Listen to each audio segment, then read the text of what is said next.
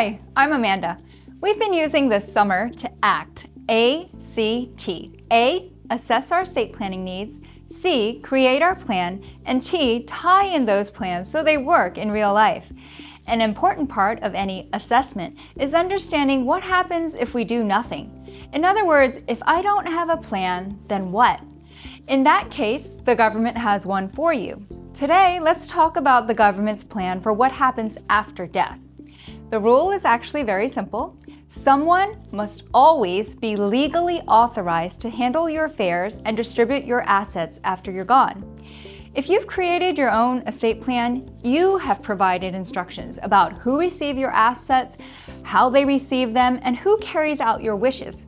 If you haven't, the government, in this case the Commonwealth of Virginia, already has laws that determine who inherits your assets and who has the authority to handle them. Now, that doesn't mean the government's plan is wrong.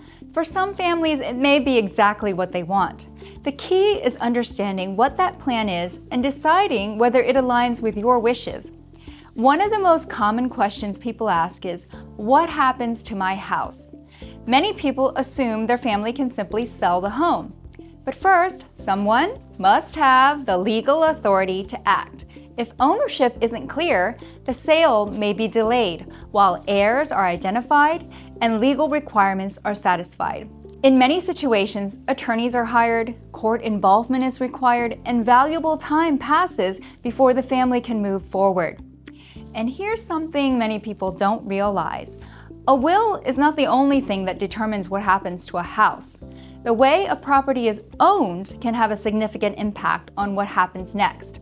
That's why assessing your estate plan means looking at both your documents and how your assets are titled. What if the child or spouse you expected to inherit your home passes away before you do? What if you're part of a blended family? What if two children inherit a house and one wants to keep it while the other wants to sell it? Or what if your goal isn't to transfer the home at all, but to allow a spouse or child to continue living there for a period of time? Beyond the home, you may want to address issues like keeping a property as a rental, providing for a child with disabilities, or deciding how and when assets should be distributed.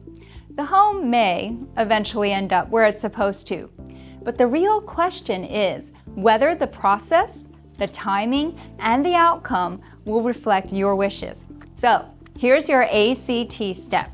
If something happened to you tomorrow, do you know who would receive your assets? Do you know what would happen to your home? And in case you haven't planned or if your plans fail, are you comfortable with the government's default plan? I'm Amanda, and this has been part 4 of my Summer Estate Planning series.